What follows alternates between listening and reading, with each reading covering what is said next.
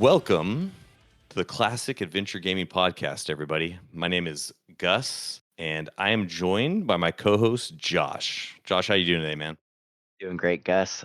Super excited today. We spent a lot of time, talking about adventure gaming. So finally being able to bring it to more people is just an awesome opportunity. I'm super stoked about. For anyone wondering what adventure gaming exactly is, I know it's a term that's been used for a long time. It goes all the way back to the 1A DMG.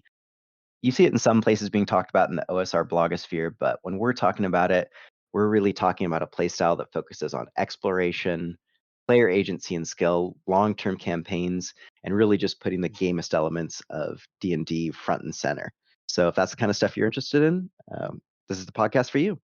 Yeah, this will definitely be your scene for sure. If these are elements that you've always felt like were either lacking or missing from your game entirely, this is why we created the podcast. We're really hoping to bring together people that are interested in this play style, and we believe we found some of the best within the community to help provide us with the tools that we think everyone will need to become true adventure gamers. So the gentlemen joining us today happen to be veteran gamers with decades under their belts playing and running classic adventure games. They've created world-class fantasy adventure modules that are well respected and widely known, and they've published the most engaging blog articles in the space. So let's jump right in with our guests.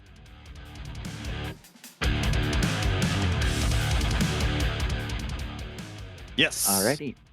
Go ahead, Josh. We'll go ahead and get started. Thank you guys all for joining us here. This is super exciting. Gonna have a great time discussing this stuff with you. Why don't we just start by going down the list, just from E to Zerb. And if you guys just want to kind of introduce yourselves and then say like maybe how long you've been in the hobby, and then we'll take it from there.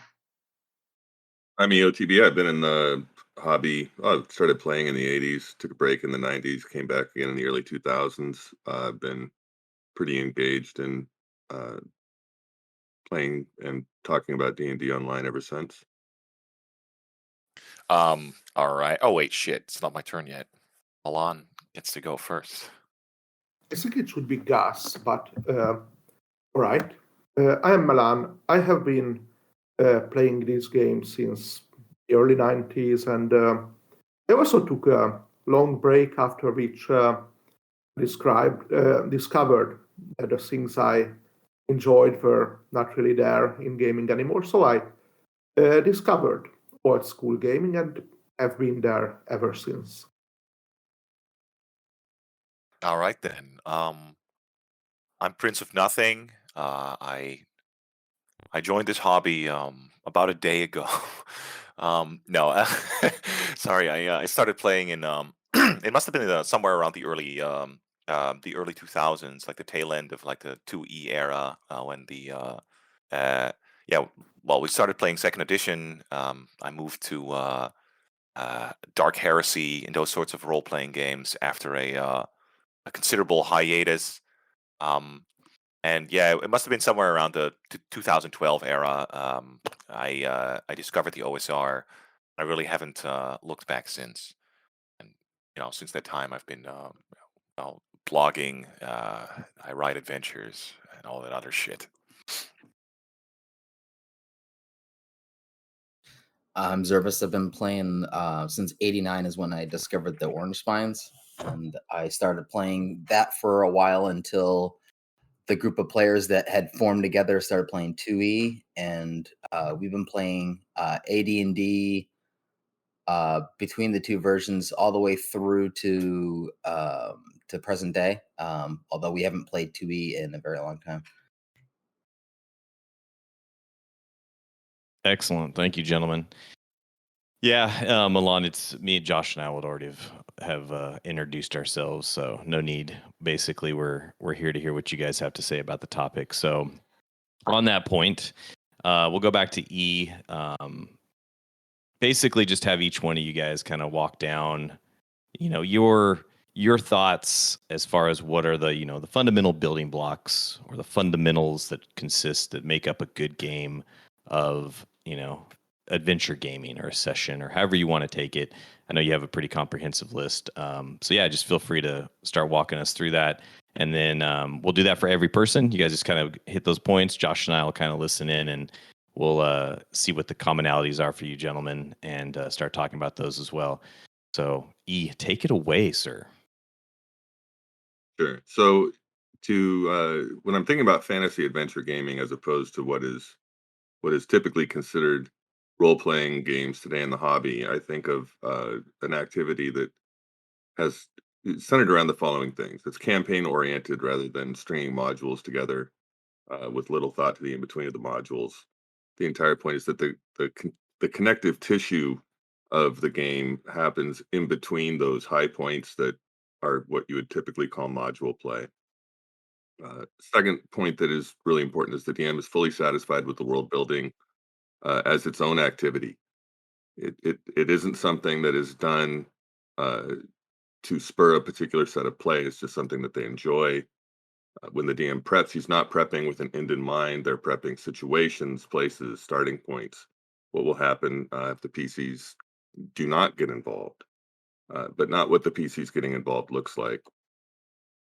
The game world moves without the PC's efforts to do so. The players definitely see change resulting from their actions, but the majority of the change that they see is coming from the DM prepping what happens to all the things that they're not involved in and then executing those. The game world is indifferent to the PCs.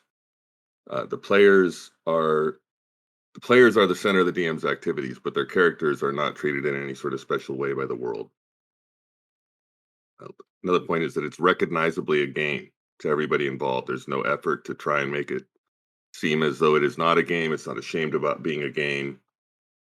The players are following their own desires as opposed to playing whatever the DM buys next.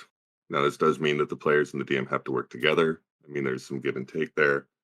And this doesn't mean that the DM can't recommend something. You can't say like, hey, I saw this thing. It's really cool to play. Absolutely, the DM can do that. But it's not like the DM is contriving ways to jam something into the campaign that is not coming from the players. Exploration and urban adventuring take up about as much time as traditional module site delving. So the play dynamic moves from the people being nobodies to pawns to players to movers and then to shakers in the world, unless they die before they get there. Also, the DM is comfortable with high levels of money and magic and power. There isn't any attempt to keep characters in poverty or restrained. Everybody's trying for a high level of system mastery. And everybody, when you have high system mastery, you understand that all of this stuff is easy come, easy go anyway. So nobody's worried about people having a large amount of stuff. And, on that high system mastery point, I attack D&D sucks. When people are just going around the table, what do you do? I attack.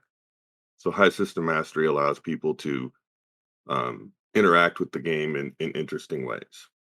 And last, there's no belabored obligation to role play. There's no in-game reward for role playing. You can't tank your charisma and then just role play that handicap away. Role playing isn't forbidden, but it's got to make the activity better for the people that have to listen to it, that aren't trying to do the role playing. And if somebody sucks at it, they'll be asked to get back into the game rather than into the theater. So those are my points. Wow. No, that's fantastic stuff there. We'll keep going. And then, like we said, we'll come back and kind of talk about, as we discover each of yours, we'll talk about the commonalities as well as the divergent issues. So go ahead, Melan, take it away. All right. I see that this is a genre of play that's really more about practice than theory. If there is a theory to it, it's shallow and it's about excellence, craft, and a sort of worldview. And there's an excellent piece of writing that articulated it.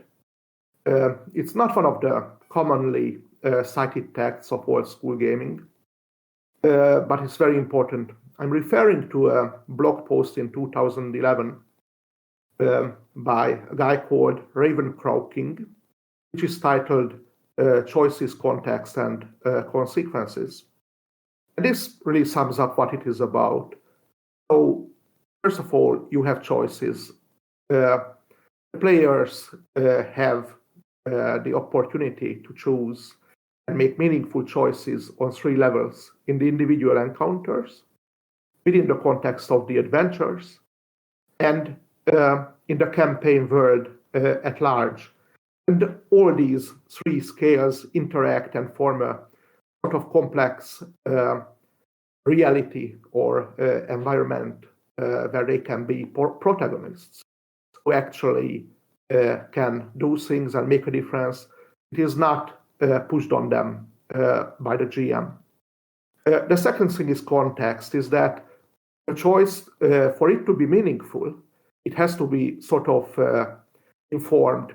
If the choice is, do you go left and right, that's not a meaningful choice. But going deeper into the dungeon or sort of sticking closer to the entrance or going down a stinking passage towards some monster lair or choosing the cobwebbed, abandoned-looking branch, that's a meaningful thing. That gives, so within this context and the information links and networks you can squeeze out of the campaign world and the GM, you can sort of make decisions that matter.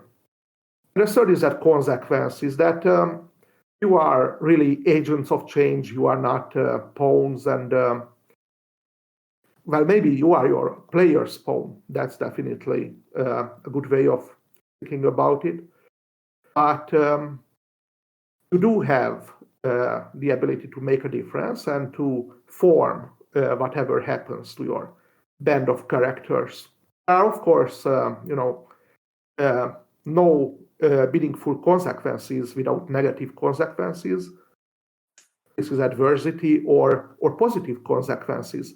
So if you win it, you keep it. If you lose it, well, that's a war story, and that's pretty good. If you don't get that, you are robbed of being your protagonist status. And that happens a lot of in a lot of games. So altogether, what this gives you, these three sort of pillars, is the kind of thing that Gary was hinting about or describing, not always directly in the DMG, that there's a milieu around you, there's very similitude, consistency and complexity rule this world, and you can see your decisions reflected in this broader setting and enjoy being a character in that. And that's I think, a very interesting sort of game. It's probably always going to be a minority thing, but for this minority, it's very attractive. That's it now. Yeah, that's great stuff. And that is hopefully the goal from this, is to help increase the population of that minority, potentially tempt some folks over from other areas that want to try this style of gaming out. So excellent stuff, Melan. Appreciate that. And I believe we're next up is, are we going oldest or we're just going down the list? Let's go Prince, since you're on the list. Oh, geez. Well, after these two stellar entries, I'll try not to embarrass myself too much. I wrote down a couple of points, and also in relation to some other attributes. I guess a challenge with this sort of fantasy adventure gaming is that we haven't really properly defined it. We're in the process of doing that. So I'll just go down my fairly short list and try not to make a fool of myself. The first point that I think is very vital is that is the challenging player skill over. I wrote down genre emulation. I guess that's probably a pretty good way of describing it. An important attribute of this sort of fantasy adventure gaming is that it is a game first and foremost. You're not these other elements, like say whatever an epic narrative or whatever, or sort of historical simulationism or realism or whatever you want to call it. These attributes should exist. This is in one of my other points. They should exist in a fantasy adventure game, but its primary attribute that should lead how you approach it is, this is a game. It is a game that is meant to challenge player skill. Very important.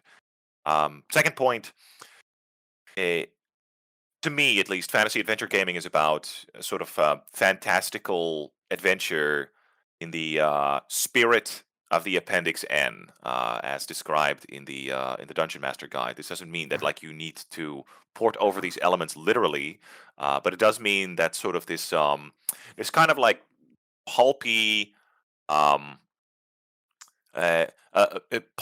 little morally gray, earnestly violent adventure where the protagonists match themselves against not merely all sorts of hideous monsters and cruel villains, but also the sort of like the savage outdoors. To me, that's like sort of at the heart of fantasy adventure gaming. You can have a system that says D&D on the cover, but if everything gets boiled down in political intrigue, or it's about making friends and friendship and magic instead of instead of killing cultists, then it's not to me it's not fantasy adventure gaming. Third point. Open-ended challenges and use of the environment over railroads, story, and pure abstract system mastery. I noticed that E did talk about system mastery before, and I completely concur. It is about mastering the game, but I want to separate fantasy adventure gaming from this sort of D20 era character optimization, min-maxing sort of style of gaming, where it is more about you know picking the right abilities, or it's sort of abstract stuff. To me, fantasy adventure gaming is very much about these more open-ended, kind of like organic challenges where players uh, utilize the environment, and this can be anything from like the items that they carry, the choke points in the map, objects that they find, you name it, right?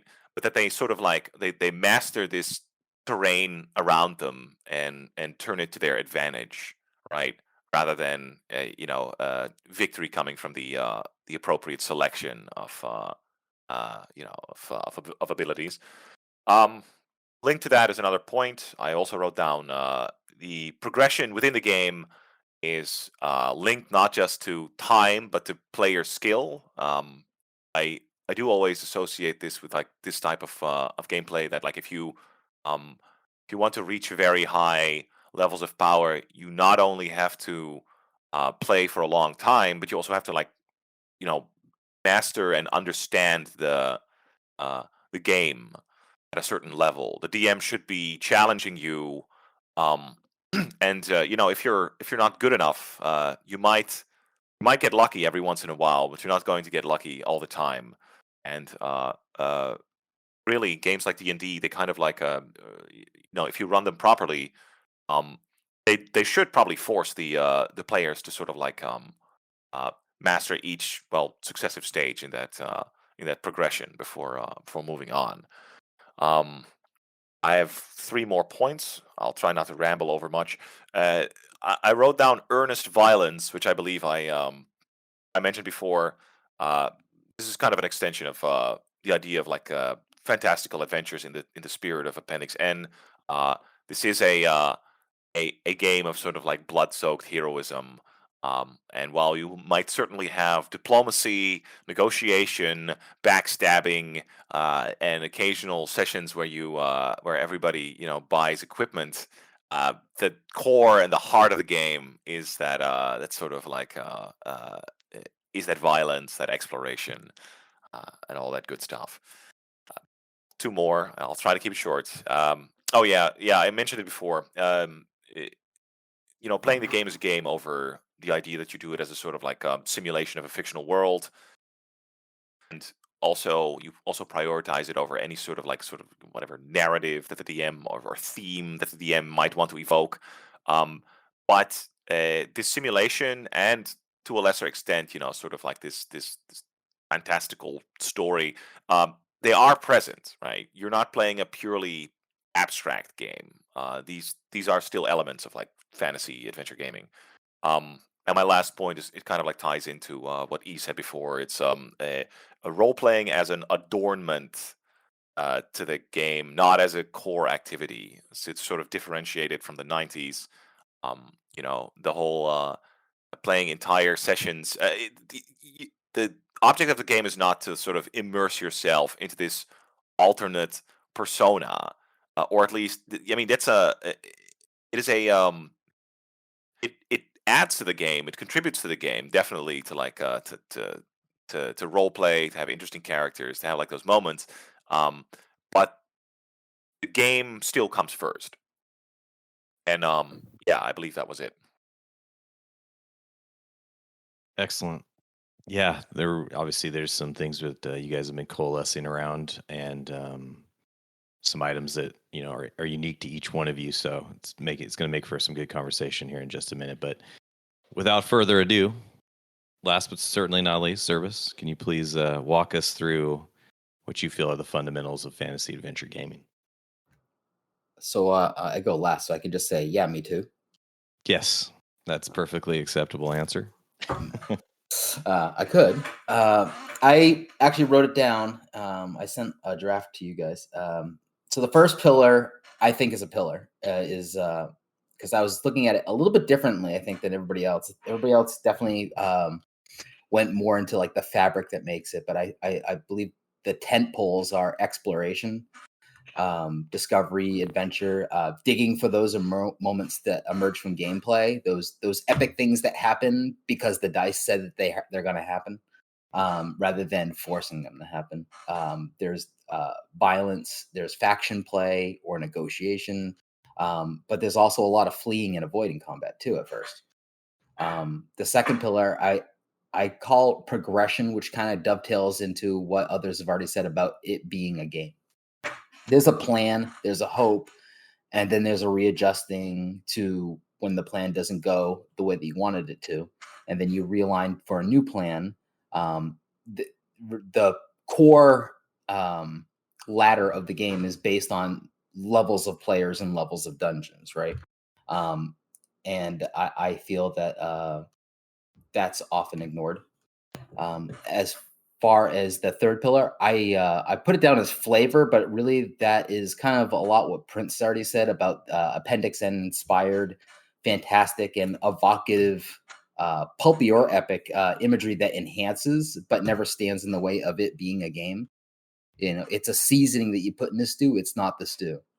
And then the last tentpole pillar I had is challenge, which is the real risk of failure and the balance of difficulties in the failure or success in a way that allows one to think outside of the character sheet and accept when things don't go their way, and to learn from mistakes even.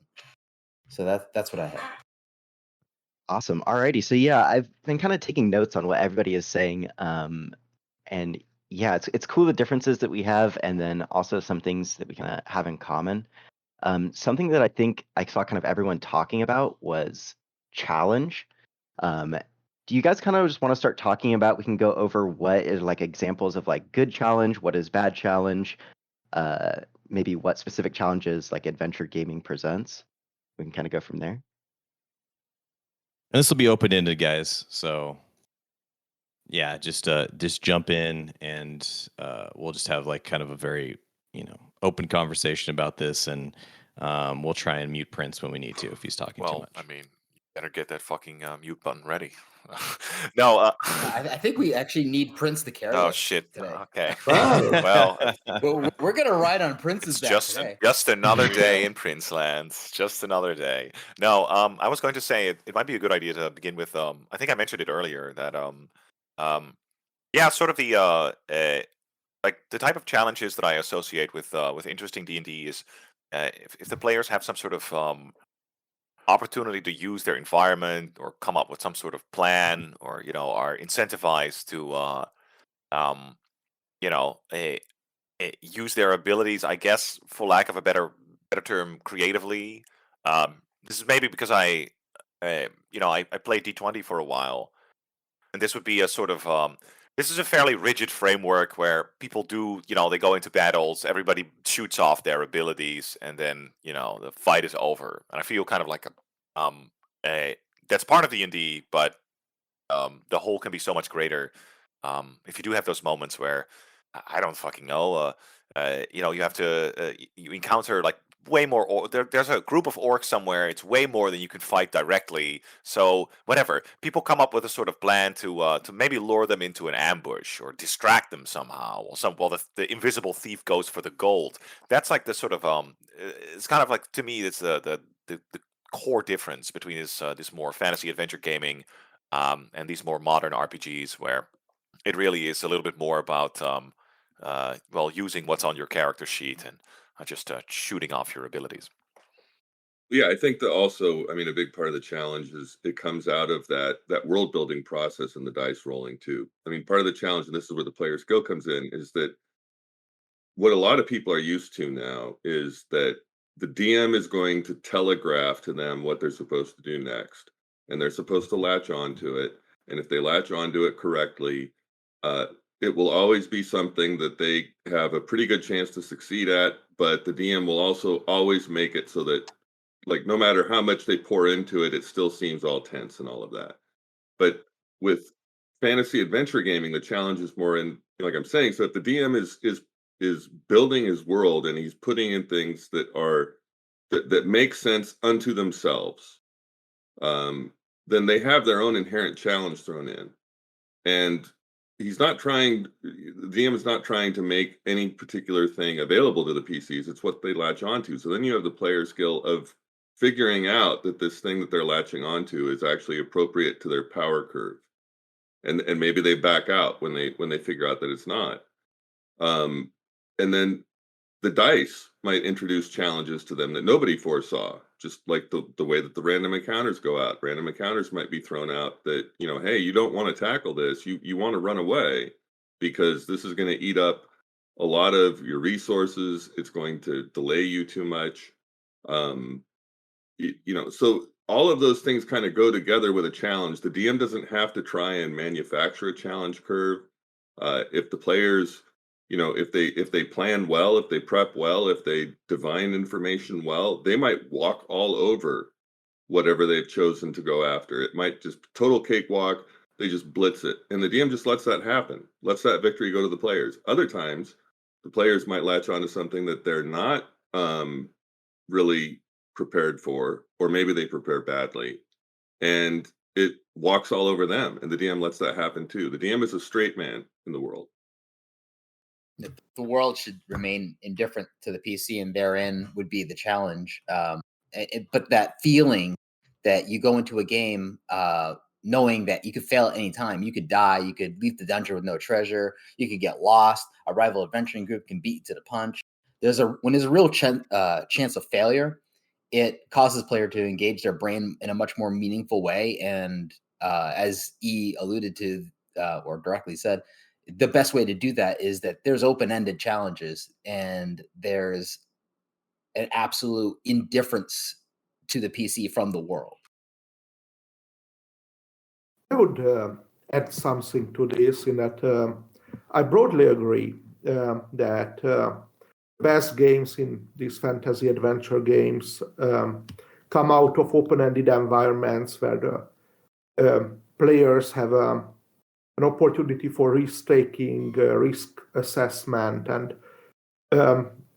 sort of puzzle solving that's not just pushing buttons or not just on the level of tactics and sort of the crudest puzzle solving ability. But on the other hand, it also demands something from the game master, that the world itself should be constructed as a game with stakes, with opportunities, not in an artificial manner, but in a way that opportunities can be seized, plans can be launched, and it's sort of with these interlocking interactive elements that they can sort of play to win and fight on their own terms, which are very important in that if it's not balanced and not strictly built as a sort of challenge that's always the same difficulty, then you have to get good. I do have a little bit of maybe it's more like a nuanced addition to this idea of like the world not necessarily being adjusted to the players. There definitely is in the DMG, the 1E DMG, a concept of like I guess like balance or appropriate challenge. Eh, of course, you also have the option of I believe it actually tells you to that it's perfectly fine to like dock XP if a challenge is particularly easy to overcome. So it's kind of like built in the challenge curve, I guess. But I don't know. I always viewed it as I guess yeah. Well, I mean, I guess it would work if you make a completely open-ended sort of like sandbox. Putting the more quote unquote difficult areas. Um, they're probably going to be farther away from wherever the PCs are starting anyway. So I guess I could kind of like you're not gonna make the dragon roost of 76 dragons. It's that next are, to the village. They're gathering. It's a day's travel. Yeah. It's actually it's 400 feet beyond the walls. They just ignored that town. Well, and that's where the dungeon comes in too. The dungeon is the training wheels ground where you build up your player skill, because there the challenge is in bands, and it's in palpable, overt bands called dungeon levels. And so if players want a more fine degree of control over their challenge, they go to the dungeon, and there they can have some reassurance that the majority of things that get thrown at them are going to be roughly equivalent to their character levels at that time. But out in the wilderness, anything goes. Yeah, of course you have different types of wilderness to sort of add a little bit of gradation there too. But it is true that like those fucking wilderness encounters can what is it? It can be like 4 orcs or or a band of angry hill giants. So like either or, yeah, true. Yeah, it's a big swing. Actually, one of these adventure parties in one of my campaigns got eaten by giants. So that's a big memory. And the encounter charts sort of create your setting for you. They establish what you can meet in various, let's say, terrain types. Mountains is where and swamps are where the really bad stuff is hiding out, and where the plains and these kinds of areas are a little bit easier. And the neat thing is that if the players learn of how it works, then they can calculate with it. They can say, okay, let's not cut through the mountains. Let's go around, even if we lose time. Yeah, that makes a lot of sense. And I mean, I guess it also sort of like you have a sort of distribution of like it already implies what we just discussed, right? Like you don't put the red dragon roost next to the village, but also like the village is probably, well, I mean, can be in a mountain, but for the most part, civilized lands are going to be like more like plains, and then the very dense forests and the mountains and that sort of stuff. These are going to be more remote areas for the most part. So, but these are Gary's ideas of consistency. Yeah, and I think they kind of work well. You create a sort of like illusion of believability, but their effect on the game is sort of like paramount. Mm-hmm. One more point about game situations and locations which are built as games. If you go back to the novels of Jack Vance, and not just Google, but his other stuff as well, you very often get a sort of a story that the main characters go to a village, like one ruled by a red dragon, and there are rules there that are set up. There's a system, and they generally proceed by wrecking the system and finding out its weaknesses, or sometimes like Google just blundering into it and taking it apart. And this is a big part of the beauty of this D&D landscape. And that also goes into the challenge of the DM, right? So I mean, to the DM, outside of table play, there's the challenge to really learn the system, to really dive into the books, to figure out how all of these things fit together, because there is a very intricate sort of balance there. And with fantasy adventure gaming, you're not going to be able to pick up the PDF and scan through the smooth layout and run it on the fly and look like a maestro with 20 minutes into the game because you wanted to play this game for a couple of weeks and then you're going to scoot off to some other game. I mean, this is something that it involves repeated use it rewards repeated use over time. Yeah, I think that kind of segues beautifully into from challenge. You guys already kind of moved challenge into what I believe was one of the big commonalities you guys all had, which was around kind of the campaign world. You guys tossed around concepts like, sandbox and player choices and agency. You guys spoke a little bit on that, but kind of what are the critical elements around, the campaign world, from a DM and from a player's perspective? Why does it allow for more agency? What are its advantages? Are there disadvantages? Kind of like have you guys kind of speak to that, and why is it integral, to an adventure like a fantasy adventure game? It's a very broad topic. Well, Sorry, go ahead, think EOTB. It is, yes, sir. I Take it wherever you'd okay. like it. Start All right. wherever you'd like. I think that it's the reason why this is important is because when we're talking about player skill, ultimately is the most important thing in this type of gaming. And you can't develop player skill if if the process of playing D&D looks like feeding your toddler with the spoon, like here comes the helicopter, there's your hook, latch onto it. You have to, the world has to be believable, it has to be inspiring, so that means it has to be bigger than the players are. And it has to be something to where there's it seems to move even without them, and this all requires effort. So when you're talking about agency, for agency to be meaningful, there has to be real choice. For you to have real choices, that means that the DM has to have prepared something that is bigger, and it's just a matter of time and effort and getting involved and giving the players a variety of things to do that will appeal to different personality types.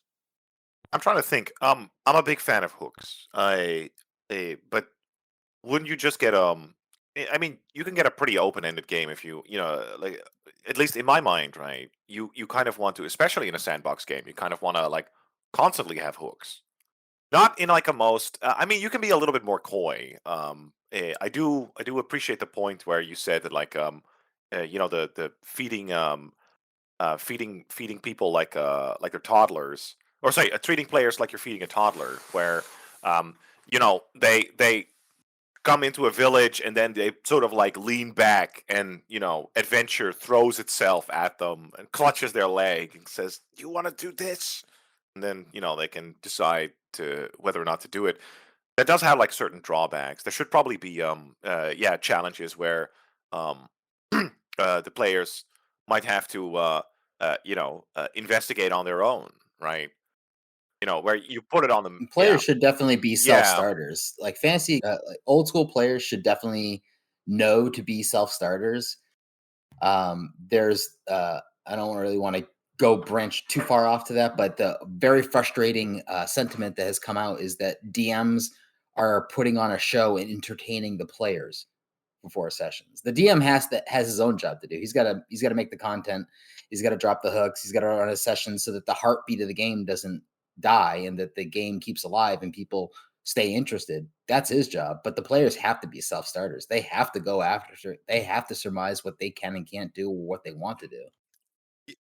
Otherwise, you just have people staring at each other from across the table. Yeah, ideally, players have their own plans. They already have things that they know they want to accomplish using that character in the game world that have nothing to do with any hook that the DM has put together. So you have this dynamic where there's always there's the mega dungeon that's always kind of the backup. It can segue to the primary for a while, where players go explore that. And then they also have their own plans. Like maybe this magic user wants to get a hold of a staff of power, and so he's working with sages to try and find out where a lost staff of power might have been, last known to exist, and they're going to go adventure over there. And then they also have that whole point where the world is working, and maybe something floats by the stream of the world next to the bank where they're sitting that looks attractive, and they go jump onto that. And if you have all of those things happening at once, you should never have to helicopter feed your players. It does take a certain kind of player. There are some who will never strike out on their own, and there are some who will never. Even physically, I have noticed that even players who play supposedly old school games, they will not read the roads and venture into the wilderness unless you draw them in. So it does take a personality that's interested in striking out, making up plans, and so on. You can actually help a little bit out as a game master. I'm not adverse to establishing a small focus on any campaign. For instance, from my previous larger campaigns, you come into a possession of a mysterious letter promising a great inheritance, or you are the agent of a destroyed city, and your overall aim will be to find and kill 5 people in a big city who were responsible and are now hiding out, and who knows what else. Yeah, this is the Demon Princess recipe. It's that's a great overall hook, and you sort of provide the initial push, and then sort out as the players explore their environment and start acting within it, and then their freedom has an initial meaning, and then they can strike out, and they can even depart the initial hook if they wish. Yeah, I also think the sort of the when you give players like so much responsibility and freedom, it's very important that you sort of have a. Well, I mean, I guess the game of D&D provides plenty of handholds to sort of like structure their activity around. I mean, having all this sort of like freedom can often be sort of I guess difficult to sort of decide what you want to do. Yeah, Overwhelming. but it could be overwhelming. I just want Of to course. real quick before Melan said something that was pretty important, that not all players are going to be like that, right? And that's definitely true. I definitely have I have a lot of different groups, and some of those groups, like 3 or 4 out of 5 players, are not like that. But as long as you have 1 or 2, they can generally form their own plans. But to Milan's other point, which I think that Prince is about to, before I interrupted him, is that the hooks are good. That they give you some sort of direction to the way that the river is flowing in that world, right? Well, yeah, but also, I guess I was going to say that like sort of being self-motivated, it helps if you sort of have a general direction for your activities to go. That's why I think like the spirit of fantasy adventure gaming is so important, right? If you kind of go like, well, what am I going to do? I'm gonna try to start a shipping company or some shit. Like, I don't know, maybe that could be good, but ideally, I don't know. It sounds like some acts to me. Yeah, Gary does have this wonderful quote in D1, which is, if they want to be shopkeepers and farmers, wish them luck and just play with the others. Basically, right? No, you should So be going. If you are not go ahead. Yeah, if you are not playing an adventure, you are not. You shouldn't be playing a fantasy adventure game. That's the point, right? Yeah, it should be all.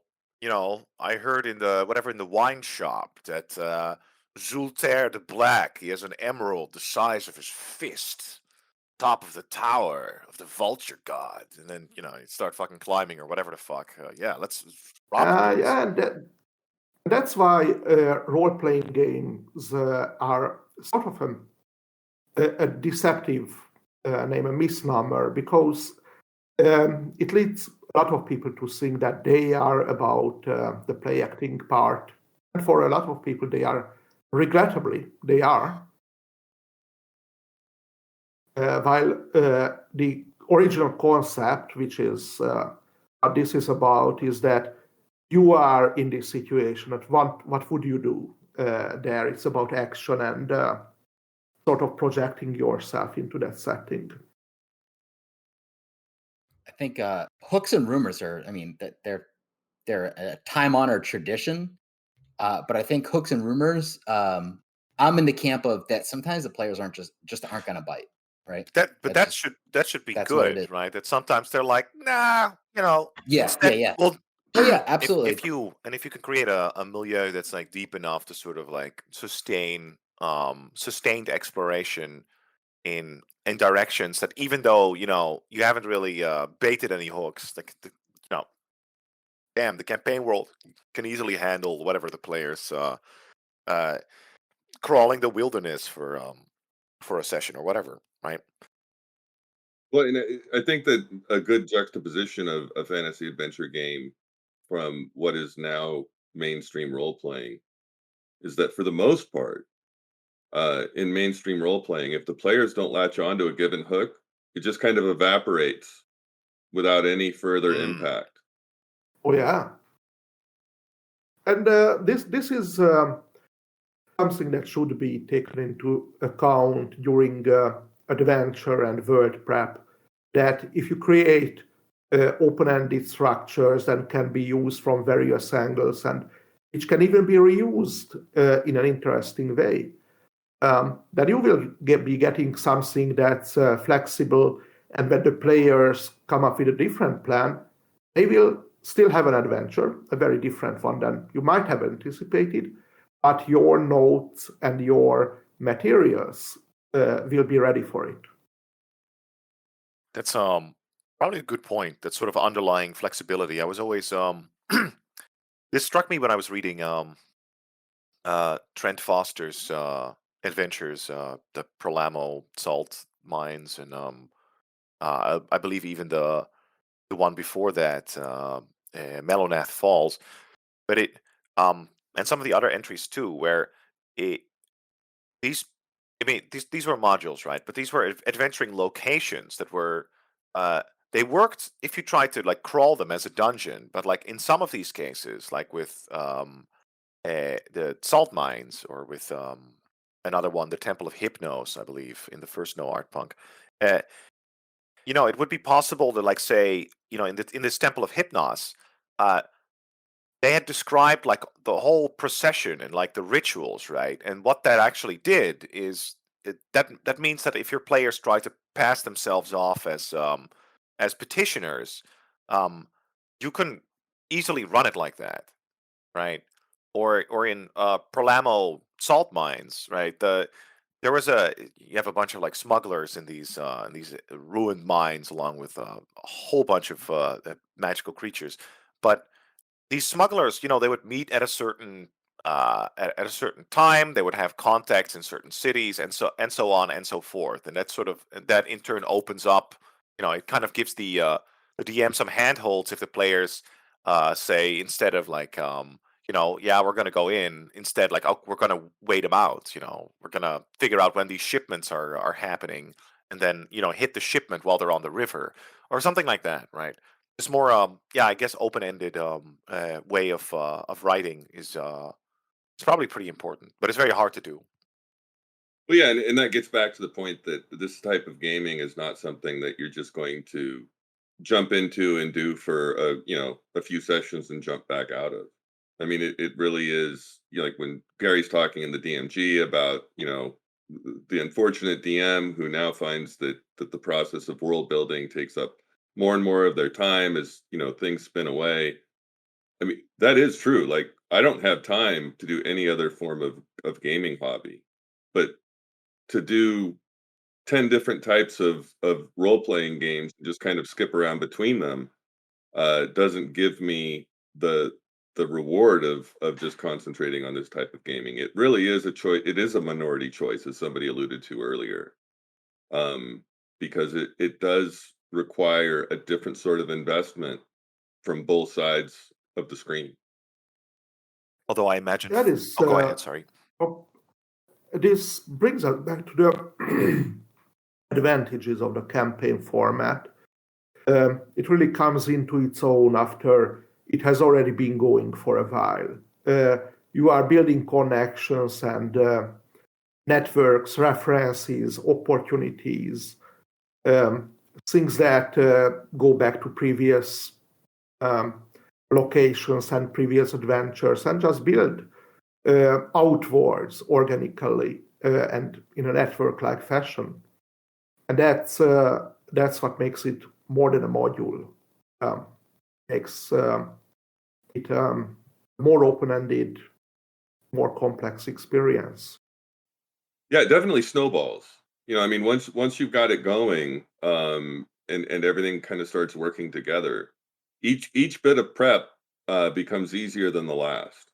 I mean, the majority of the investment in terms of the difficulty stage is definitely up front, where you don't have that interplay yet between the players and the DM, and it's just kind of the DM setting the stage. And then in that early part where the players have a less capacity to just do whatever they want. I mean, they have a reduced power creep that they have to work within too. And I think that's probably one of the reasons why D&D took off after Gary latched on to the concept of the dungeon. I don't think that was an accident. Because then it's like, okay, so yeah, I've got this world. I can do the broad strokes of the world to get going. He talks about in the DMG of just, like when you're starting a game, just get your village, or your city or whatever, and the area surrounding it, and then maybe some broad strokes of the bigger stuff beyond that, and get your dungeon that's close by the world. And then while your players concentrate on exploring that and leveling up and having fun in there, now you've got the time to start building out those broad strokes into smaller stuff. And as the players get a treasure map, I mean, it leads them off into a different part of the world temporarily, and then you can fill in the fine details there. And it all kind of works together. It's like a beehive, I mean, you get more and more cells put in, and eventually it just picks up its own momentum. And this makes me kind of think about something you were saying with earlier, having like high amounts of treasure as well as magic stuff in the world. How quickly is this kind of like progression supposed to be happening, like through the different tiers of play? I think that's a weird question that people keep asking. There's no like prescribed like rate of advancement. Yes, there is. I think so. It may not have been in. Sorry. Go ahead, Zherbus. Sorry. No. Yeah, we'll hear Zherbus. Oh, that was my thought. Is that I don't think that there's a prescribed rate of advancement. Because the thing is so I'm thinking from an AD&D perspective, right? Is that like it's when you play something else that basically just gives you gold for XP, then like that has a little bit more of a progression that you can have a handle on. You can drip out X amount of gold pieces worth of value into a dungeon that they are likely to find, and you can control it that way, I guess.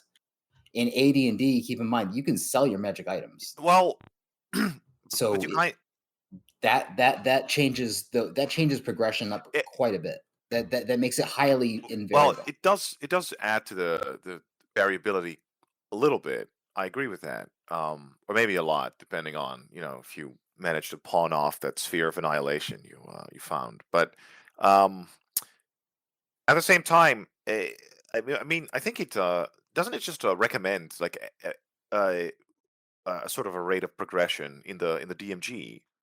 I know for a fact it's in basic, but like even in the DMG, I think it's between 1 and 3 adventures. I think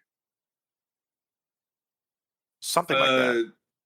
I don't remember a specific thing like that. I guess I would put it a different way. Once we accept that player skill is a pillar, then that automatically removes some sort of preferred rate of progression. We also have to figure out that the DM can really be shit too. Right. Just to dovetail into what I's saying is that like players have to be good, players have to be efficient, but so does the DM. If the DM is one of those guys that sits there and is silent for 15 seconds after the players say what they're doing, and they're trying to figure out things on the fly, they don't have their shit together, and the heartbeat of the game dies, and then people start getting less engaged, you're going to clear 4 rooms in 2 hours, and that's a much different rate of progression than a DM and a set of players that are snap. Let's go. We have our organization down. We have the way we're going to play. We have a good plan in mind. We have a little bit of luck on our side. It's these are all things that depend on the people at the table, and the DM's no exception.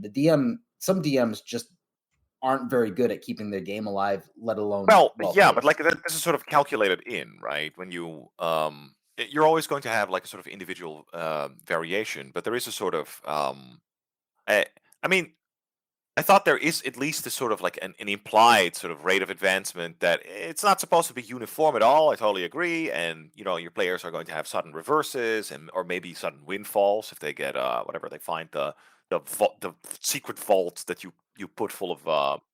They can find a ring of protection +1 sell and it for fucking $10,000, right? That's right, 2,000 XP, everyone. But like you said, I don't remember seeing that. I'll have to look it up. I know for a fact it's in. I'm not saying it doesn't exist. I'm just saying I don't remember it. Go ahead. I think that maybe an easier way to put a boundary on it is that you can definitely identify when the rate of progression is too slow or too fast. I mean, if the rate of progression is outstripping the skill gain of the players, then it's too fast. And when I say outstripping, I mean I'm talking about getting into level 7 and up, and the players are still kind of struggling with basic tactics and strategies and it's the Monty Hall thing, right? We're all level 20. I don't know how their spells work. We're all level 20. We all have wands of disintegration and helms of brilliance and a star destroyer, right? You made numbers go up, but you didn't make understanding of the characters. Correct. It's considered an abomination, rightly castigated, of course. Right. So I mean, but in terms of getting back to the money and magic thing, that of course ties into the rate of progression.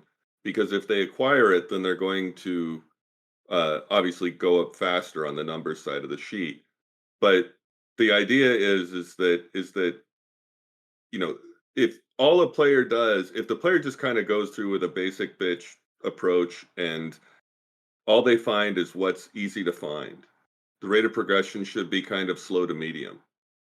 And the jackpots, the money vaults that Zerb was talking about, those are secret sub-levels, that they find by intuiting, hey, this cavity here, this dead space on the map, it kind of looks like that might be a good place for a secret door.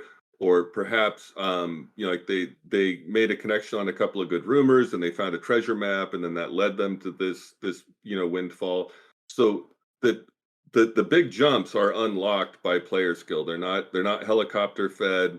They're not necessarily just sitting out in the open, but all of those things are there. And the DM is not trying to keep that power away from the players. The DM isn't worried if they come into a bunch of money. The DM isn't worried if, a Horn of Blasting gets found at 3rd level and that allows them to rip through a bunch of areas real fast.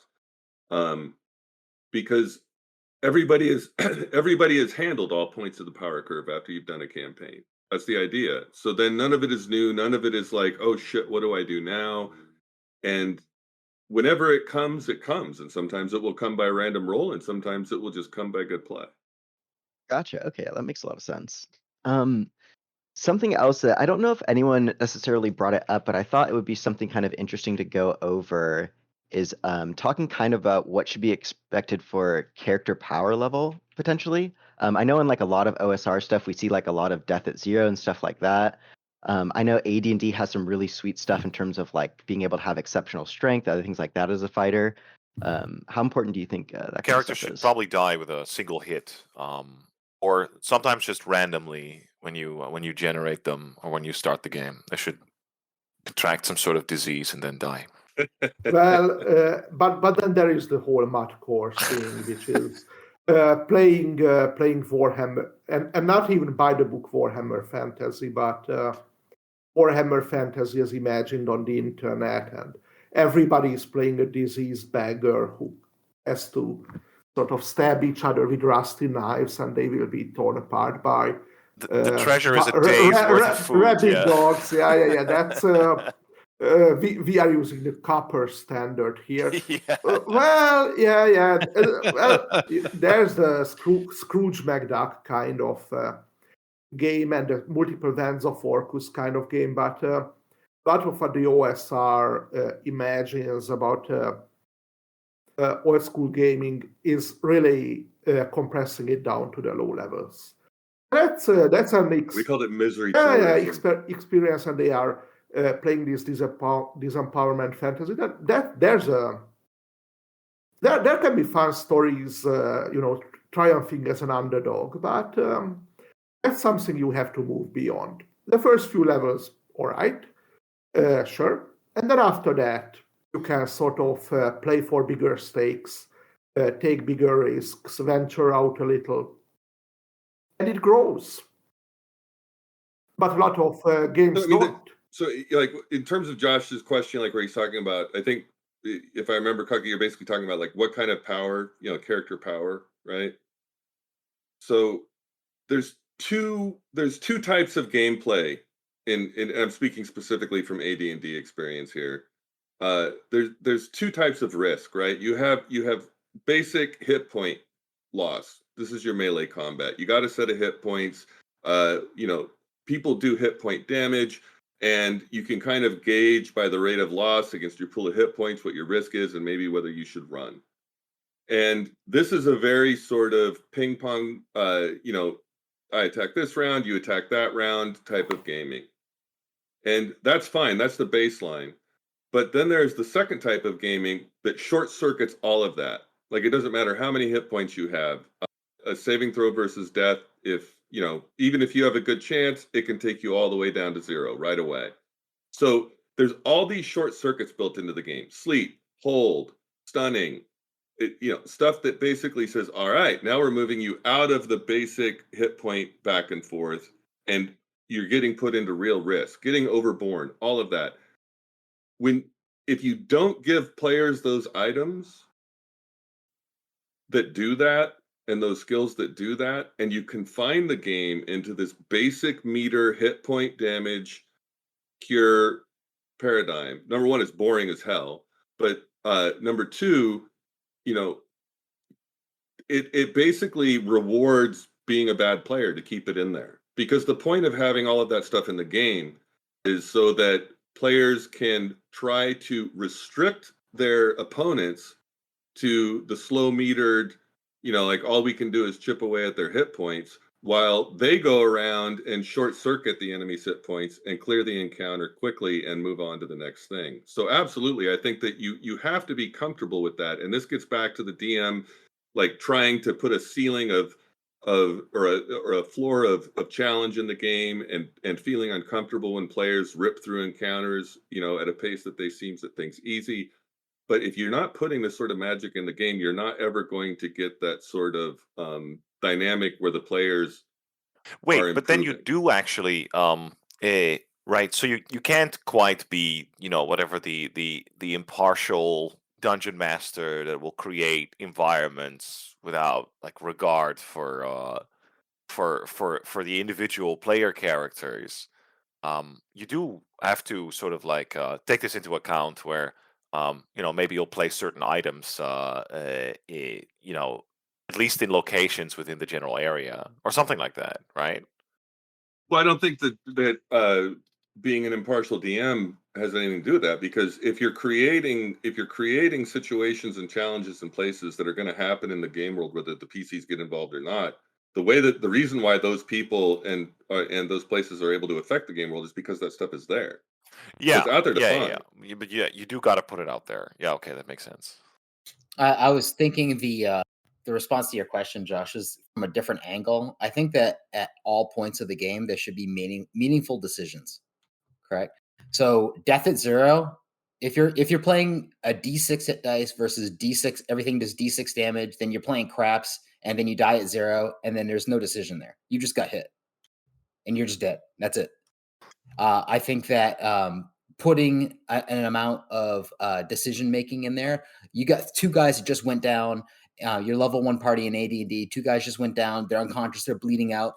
The other players have the chance to try to drag you out of that fight, or or at least try to prevent you from dying or get away themselves. Like they now have a decision to make. And then when you fast forward all the way to level 9, right?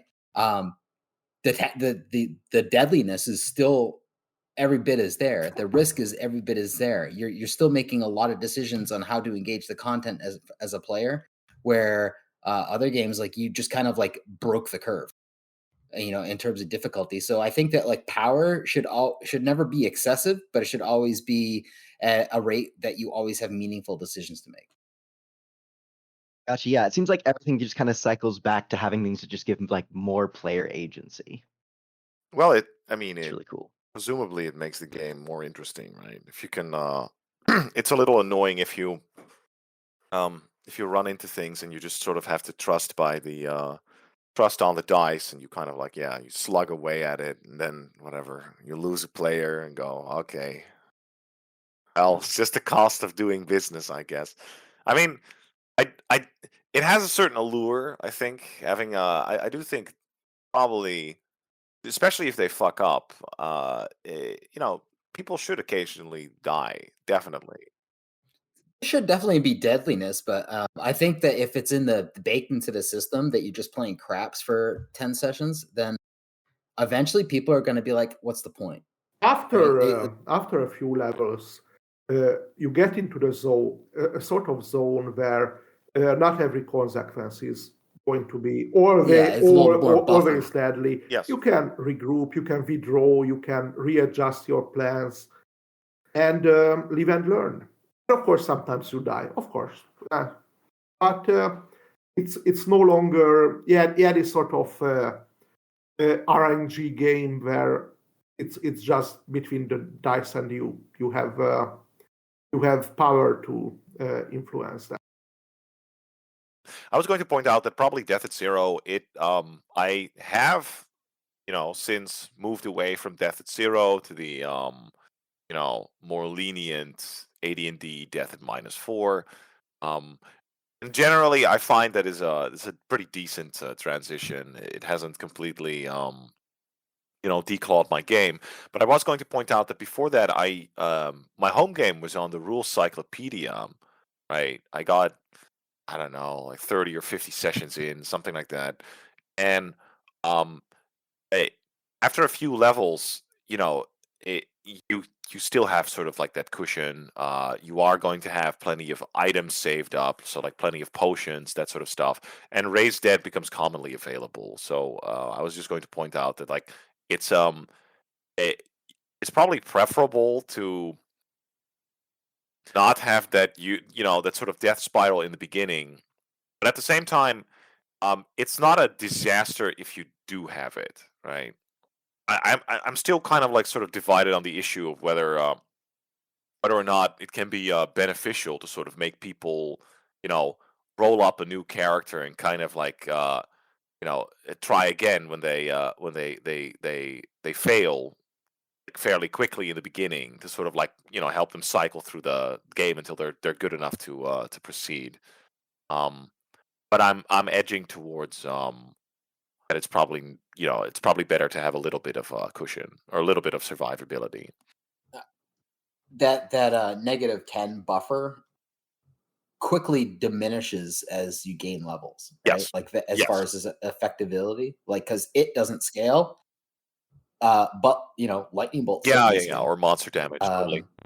Disintegrations scale. But you're right in that there's other options too. Like if you didn't get completely obliterated, you can get a Raise Dead. You can survive your system shock roll. You can pay for that Raise Dead, presumably, if you've been an adventurer that has been able to squirrel you gotta away bleed off all that excess gold, dude. You gotta keep him lean and mean. Yep. Oh yeah, you need to get restorations for those levels that remove are lost. curses. There's lots of the Autoluke brothers have to be paid off, or they'll break your kneecaps. Lots of ways to sort of like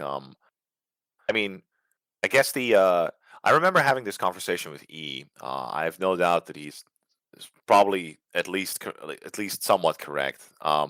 But we sort of differ on the interpretation of like how lean and mean you want. How lean is lean and mean, right? You don't want to go full on, as Melan said, like pure copper standard.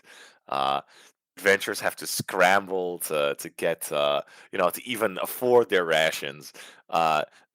That's probably undesirable, but you also don't want to want them walking around with just such a huge amount of capital that any sort of endeavor or challenge becomes kind of like arbitrary or meaningless. This is interesting that I don't know how people actually work with it. Is that AD&D at least requires you to spend all that gold on training. BX, I don't think so. Not so whatsoever. What do you do with all that cash? Yeah, so in OD&D at least, the implied idea was that you would build your castle, and each of those keeps would be 50,000 gold pieces or whatever. So I think in RC they do start adding stuff like that or siege equipment, but it's true that I did write an article about it that in BX sort of I feel you kind of have to like sort of like port that back in. You have to get used to if you wanna scribe spells, you have to pay 100 GP per spell level, or let's consult the sage. All right, $100, to identify an item, like this sort of stuff. That if you don't put that in, and even if you put it in, like my B2 game, I mean, they've had a constantly shifting pool of characters, but after whatever 20 sessions or something, they basically have the they store their money at the moneylenders, and it's got to be somewhere around like 5,000 or 6,000 or something and for level 1 characters. It's pretty big. Level 2 to 3 characters. It's a considerable amount. It's not game breaking, but I'm also a big fan of training costs too. In the Osric game that I'm DMing for some of these guys, they're actually at an interesting point where they have the XP to level up a couple of guys, but they can't. Yeah, you get a lot of it on low levels. Yeah, and exponentially. I mean, it's 1,500 per level, so it adds up. I mean, there's definitely lots of costs that you can incur to keep that gold for XP. It becomes gold less meaningful at higher levels, right? Well, yeah. I mean, presumably, if you're hauling out, a lot of money, and you're not having to pay for resurrections, you're not having to pay for restorations. Yeah, I mean that's true, but like just because the XP requirement almost like it keeps doubling for a while, and just if you keep adding 1,500 for the training costs, but you keep doubling XP, and if you take into account that I don't know, like a certain percentage of your XP, probably around 80% is going to be like from gold, you're going to have a ton of gold, right? Yeah, that becomes less meaningful, just as a negative 10 yeah, becomes true, less meaningful. Yeah, I mean, I think though with training costs, it's important that to recognize. I like to reframe it. It's not so much training costs, because the training isn't going to be in question. What it is freedom of initiative costs, because you can always get training in my game whether you have the gold or not, but you're going to enter into service to get it if you don't have the gold. So do you as the player want to maintain control over your own agenda? Then you'll pay the premium gold training fee and just get in and out and be done, and you get back to doing exactly what you want to do. If you don't have the gold, because maybe you didn't, you got a whole bunch of monster experience because you burned through a whole bunch of random encounters because you guys were pitzing around the dungeon or whatever, so you didn't get a good gold to XP ratio. So you walk in with XP without as much gold to show for it. Well, okay, then you can train by doing this thing for me.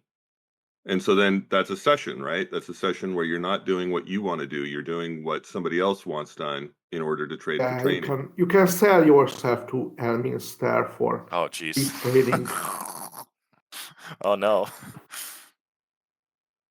Yeah, And that's also not including the fact that a lot of the classes have the built-in name level limitations. Like there's only 9 druids, 3 arc druids, and 1 great druid. There's only a few guildmaster assassins and only 1 grandfather of assassins. And monks. If you're using monks in your campaign, then they got to go beat the sensei. That was always cool. So I think all these elements that you guys are talking about right now, I think dovetail into kind of the more high level concepts around, number one, it's a game first, like the game, and we'll talk, I'll have you guys kind of go around and discuss like what that definition is, and more specifically why that matters to an fantasy adventure game, and then into kind of the system mastery elements that you guys are talking about right now, having an understanding of exactly these concepts like training costs, how to effectively deal with them, any other game tactics or mastery that is valuable to players and DMs to implement in the game. So I'll have you guys kind of start with like kind of the game first concept, and then kind of move that into why it's important to have system mastery, and then we can kind of move into some spicier topics about preferred systems and why they're good for fantasy adventure gaming. I would start out to say that I don't think that system mastery is as much of a concern in any of the TSR rooted editions. I don't think that that's really much of an issue. With AD&D, understanding how combat works, which is quite a bit different than how BX works, and understanding what your class does and how it advances, I think is you could call it system mastery, but if you've been sitting at a table long enough to gain level 12 as a druid, then you probably ought to know that, right? You probably but like I was going to say, probably at higher levels, there's definitely an element of like, particularly for spellcasters, there's definitely an element of like, having to know how all of your fucking spells not just work, but also how they interact, and that is definitely going to be in there. Oh, yeah, from that point of view, it's not going to be. we had that discussion. It's not pure. What do you call that? More like sort of like abstract tactical mastery that you. Sorry, I should say fluid tactical mastery that you can apply. To any number of different situations. There's, as the game progresses, probably system mastery is going to become more and more important. Yeah, he brought up a very good point the other day when we were kind of just talking in the Bananic server, was you can give relatively clueless players level 12 PCs, but in the hands of somebody that actually made that character level 12, it's a much different thing when you're talking about like how you're engaging in a high level spell casting contest, or a more dynamic battle that involves the use and the sometimes the creative use of some of those spells and abilities. For sure, that is definitely an earned system mastery. Well, and I think this is where people who try and say it's not a game actually retard that development. Because and I've been hearing this since the 90s. Like it's not, like people get upset when they talk about metagaming. Well, metagaming is just treating a game like a game, and they try and put this sort of shame onto it, like you're not supposed to do it. And all that does is it allows people to not even bother with that. In fact, they're discouraged from it. And so, and that's why in a lot of those, there's kind of a weird irony in the people who claim that it's not a game and that role playing is the point and all of this stuff and not treating it like a game. Then when it comes time to do combat, I sit on these tables and it's always just like the DM going, well, what do you want to do? I attack the closest guy to me. And it's just a D20 dice shootout. Like nobody's actually making any choices. They're just throwing a bunch of dice on the table until the dice declare that the battle is over. And there was no real interplay, no creative, nothing. It's just a dice shootout. So, the point of saying this is a game is to encourage people, because when you actually have a game that everybody admits is a game, what happens? People try to work within the rules to creatively play the game in a way that brings them, success. And that element is almost entirely missing from D&D today. it seems to me when I sit in on these tables that it's just all about like latching on to what the DM says, going to this place, doing some theater, rolling some dice, because this is like a ritual apparently now with D&D. You still have to roll the dice even though there's almost no point to it. And then you get your award at the end, and your Adventurers League badge, and you go on to the next thing. Yeah, it's you run that the sucks. scripts and push the buttons. It's interesting that what you mentioned is that people are robbing themselves because they are restricting even their ability to play the game as characters by doing the I attack, I cast magic missile thing, and not thinking outside the box, and sort of bringing the battle to the enemies in a way that a sensible person would do. They become trapped by a procedure. That's sort of something that I have increasingly been critical about, that a lot of people seem to think about old school games as procedure only, or so procedure heavy that they don't think outside the box anymore, and they are back to square one. Yeah, I was going to add I think I recall the exact moment when in my mind my hatred of the term metagaming kind of began, and it did coincide with like a sort of like a shift in how I started running a game, because I played a lot of Dark Heresy, uh, uh, first as a player, later as a DM, and was in an era when you either had the D20 system, which admittedly often you would try to run as a game. Uh, there was also a lot of like World of Darkness stuff, right? And what you notice is like even these DMs, they don't um, the idea of what a session should even be, right? The criteria for what a session of what a play session even looks like is completely shifts if you don't put that game element first. Then you're going to be maybe you're going to be thinking more of in terms of like, wow, it's going to be an exciting sort of like story, or what's going to be like a cool scene that I can set up that they can interact with, or something like that, right? And um it it seems like cool, but in a way it's actually very shallow, because the primary way of like interacting with it, uh you know it, that's kind of like stunted. It's more about experiencing it than interacting with it. The whole player agency is kind of gone. um Yes. If passive play is rewarded, then you have a problem. Yeah. Uh, and also the idea of metagaming, it's we talked about this before, right? You encounter a troll, and then everybody suddenly this strange sort of almost totalitarian kind of theater starts to occur, where they go like, "Can I grab my oil? Oh wait, no, I don't know what a troll is. Guess I'll die." Right? Like then oh, That's story fuck. gaming. That's the Yeah, birth of the yeah, story yeah. gaming That meme right there. the point where your players discover something. The players already know what it is, but then the DM sort of passive aggressively forces them to pretend to be amazed or mystified by the item that they have just discovered. It is the worst possible thing. And I think, as we discussed before, your game kind of gets like stunted. You're kind of like the natural progression of not just your game, the game, right? The natural progression of D&D should be like, there should be new challenges. You should be like finding new items. You should be like, the players develop all of these tactics, and then new countermeasure, whatever the fuck. Um, but instead, you kind of like artificially, kind of like retarded. We're going back to square one. It's year zero again. There's something very, very communist about this sort of about this metagaming stuff.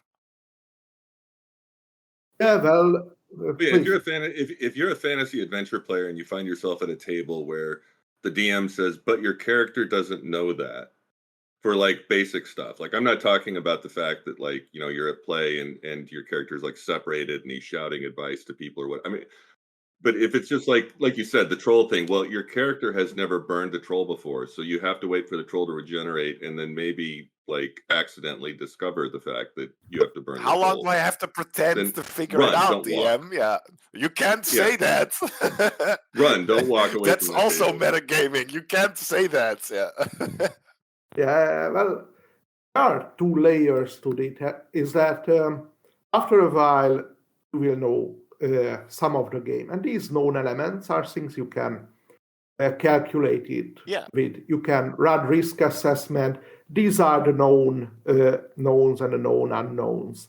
They can manipulate them like playing pieces, and then you get to the second level where you find the genuinely new stuff that intrudes on that. And that's a second layer of fantastic. An orc is not fantastic. Magic missile is not fantastic. And a troll is not fantastic. Fantastic stuff is what comes on the other layer after that. Oh yeah. The most ridiculous conversation I think I ever remember sitting in on at a D&D table was, you know, I mean, there's rules in the DMG about, you know, like how wishes interact with raising your attributes, right? Somebody found a ring of wishes. But the DM was like, you couldn't wish for your strength to go up because that would be metagaming with the mechanics of the game. And so the DM was making everybody jump through these torturous hoops to try and express a wish that did not mention game mechanics. And it was just, I mean, it was mind-blowingly stupid. You can. Sorry, please. Oh, I was going to say, it's kind of like when we played Axe, RDM was basically like, yes, like metagame all you want, but like as long as you sort of, we weren't quite like fully fantasy adventure gaming. There was like an element of like genre emulation there, but he basically goes like, as long as you don't make it too blatant how you know this, it's fine, right? As long as you don't like pull it completely out of your ass. Yeah, it's perfectly acceptable, right? Yeah, you can easily sort of sidestep it. Your character, you can just say with your character, well, I have heard in the sagas, we need fire. Fire, Bring yeah. it. Fire against the troll. Yeah, there you go. How's that for story gaming? Yeah, no, of course. And I can also imagine the sort of like frustration if you're just trying to get something done. But yeah, the DM makes you you know, whatever, compose a sonnet. And sort of, this probably goes beyond the narrow topic of this conversation. That if you are a player, just don't engage in behavior that's frustrating, that stops the flow of adventure, and that creates impediments to actually going on a fantastic adventure. Just do the other thing. Can you give an example? Yeah, I don't think that impedes at all, actually, Melan. I think that's something. Yeah, let's give an example of that. But I think towards as we start moving towards the close of this, I think at the end, just start thinking about it for you guys is, you know, if a new person that's, let's just say, fantasy adventure gaming curious, and they're listening to this podcast, there's a lot that they just heard, right, about a lot of things. But what are some of the like concrete elements that you guys, the advice that you guys give? And we'll get to that kind of at the end, but I want you guys to kind of have your heads turning on that. But go ahead, Melan. Yeah, I think it's absolutely part of this conversation. Well, I would pass. I'm still thinking about what to say in closure. Oh yeah, that's fine. That's fine. Zherbus, did you have anything you want to add as far as gaming first or player mastery or anything around the topic? Want to just give you the chance? No, I have an anecdote. I was in a Discord where people were seriously and earnestly discussing playing a system where the players didn't know the rules, only the DM know the rules. They wouldn't know how strong they are, only that they were stronger than the average villagers. And I think that that's the wrong direction to bring fantasy adventure gaming in, because then it starts getting rid of that game pillar, and without the game, then you're just sitting around a campfire listening to ghost stories, and that's not a game. Very nice. So I think the last like concept, and again, you guys have touched on this a little bit through the rest of the pillars or concepts, fundamentals, if you will, is around exploration. And Zerb, you led off with this. I'll let you kind of piggyback onto it to start. But all of you, in some way, have kind of touched on exploration being a major component of fantasy adventure gaming. So we've talked a lot about indirectly about exploration, but there's any concrete advice you'd like to give to people that about why it is for fantasy adventure gaming, and then just maybe some examples or like you said, anecdotes that you may have about what it brings to the table. From a player's perspective, it's very thrilling to get a more complete picture of where they're exploring, whether it's in a dungeon, whether it's the world, flipping over hexes, discovering what's there, making those connections, making maybe some faction alliances, or discovering full tabs for future adventures. The more you explore, the wider the options and menu that you have as players expands, so that you can as players, you could generally shape the kind of game that you want. And I think that that's all enabled by exploration. There is a very good module title that captures the whole mystery of it, is that In Search of the Unknown. It's a draw that you can find things out. You can find out what happens when you act in a certain way and try to solve a challenge through your own capability, your character's capabilities, and your inventiveness, sort of discovering the environment and mastering it. That's a huge draw. It's not quite being sort of being told a story, and not even just shaping a story. It's the whole group dynamic of finding out, and that's also important for the game master, because you present the player something and then they make something of it, and that's always much more interesting than something that's directed by a single person. Emergent gameplay. It's overdone. It's sort of everything is talking about it, but yeah, that's what it is.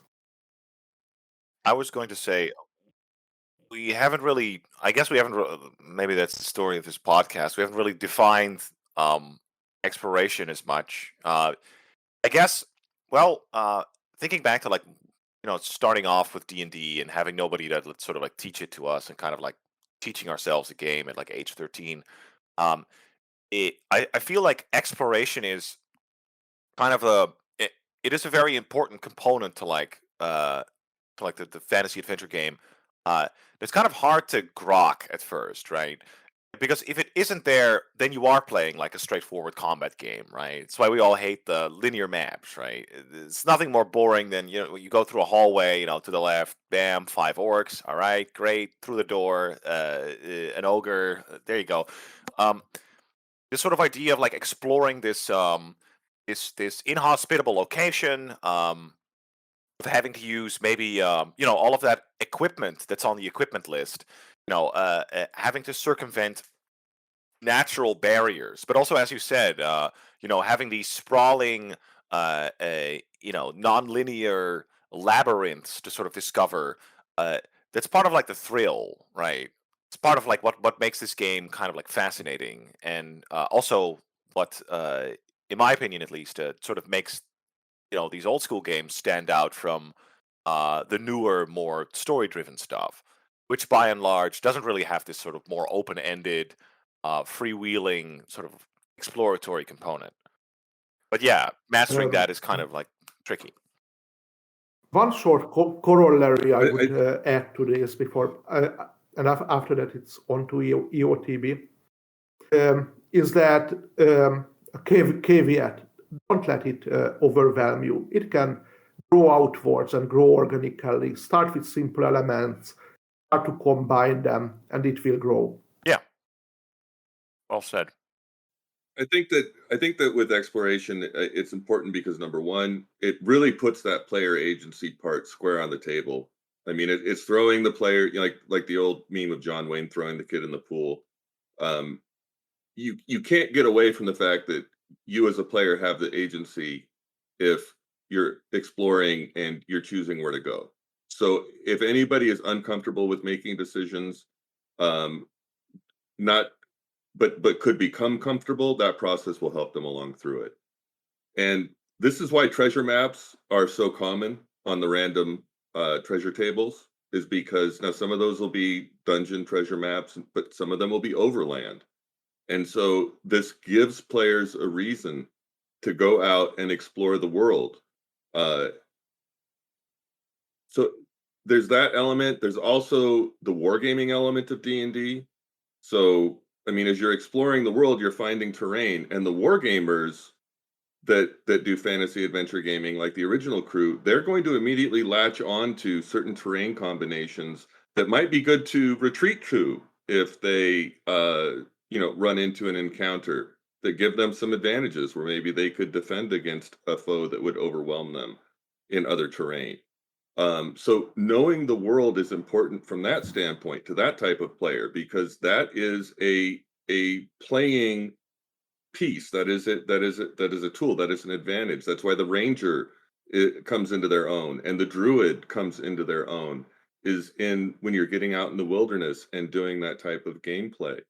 So it is important. This is how players find good candidates for setting up strongholds later.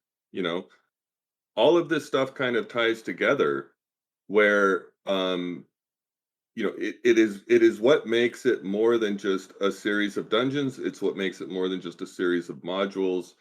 It's finding that wonder out in the world that is off the beaten path. Very well said. So, let's go ahead and move into kind of that last piece. Josh, unless you had anything, I want to give you an opportunity to ask any more questions or follow-ups you'd like to. No, I think this is great. We covered a lot of ground, and yeah, I think we're good. Yeah. So basically, just to kind of summarize for you guys at the end of this, to put in what we're going to talk about is, let's say we've got someone that listened to a lot of the meat that you just got, all you guys laid out beautifully, and they're interested in becoming or going down the path of becoming an adventure gamer, fantasy adventure gamer, if you will. And they want to do this. They want to check this out. What advice would you give to that individual? Geez. I think don't I don't know pick up a DMG and a PHB, invite some friends and just kind of like have at it. Don't be afraid to make mistakes. Do a little bit, maybe considering that you're aiming for a more long-term open-ended campaign. Maybe do a little bit more preparation than you would usually do. In general, I give people the advice to not over-prepare, and in fact, get going as quickly as possible and make lots of mistakes so you can learn from them. But with this particular form, right, if you're really aiming for that more, because we kind of like, as we discussed or sort of like talked around the topic of fantasy adventure gaming, I think one sort of element that was brought forth or put forth and it was recurrent was the fact that this is a little bit more of a high investment kind of game from both players and DMs. So in this case it might be worth spending a little bit more time like prepping or maybe running a couple of modules, or maybe if you're a very new DM, maybe you want to get your feet wet first. There's a little game I like to call Basic D&D. But you can build things gradually. Yeah, of course. And after a while, you will get momentum. You will get connections. The adventures will start writing themselves. The players will go out, explore, and they will bring their own motivation to the table, and that will help you. I think that first of all, you have to identify, some other friends of yours who are also interested, obviously, and that want to play in this different way. The good news is that for somebody who's getting into it today, you have a lot more resources available to you than the guys in the 70s did, and to recognize that they managed to do it without these resources. So I mean, it's easy. It's going to be easier for you now. You have lots of adventure material out there that you can sort of scatter around, that you don't have to build yourself. You can concentrate on just the areas that you want to do organically yourself, and bring other material in. But ultimately, I really think it comes down to finding that group of people who are willing to game a different way. And then, like Prince said, just be willing to make the mistakes. This is not something you're going to pick up. You're not going to be a master at this after 2 sessions. Don't bite off more than you can chew in the beginning, especially if it is truly learning a different way to play that isn't how you've been quote unquote trained. Just try it, see what happens, adjust. It does help if you construct your campaign with sort of hard limitation. Set it on an island or geographically delimited area and concentrate on that. And that helps you focus, at least initially. Yeah, it's a great piece of advice. Awesome. Alrighty. Well, I think we'll give Zherbus a shot. Zerb, did you have anything you wanted to add as far as advice for new or interested players? No, everybody actually hit on all those points. I would say that I would emphasize that you're not going to do it right. The way that we all learned back in the day was we ran sessions horribly until we smoothed off those rough edges, and don't think that you have to perfectly understand and encapsulate the entirety of a game before you run your first session. Just get out there and run your first session. Oh yeah, iterate. Yeah, I think that that's true.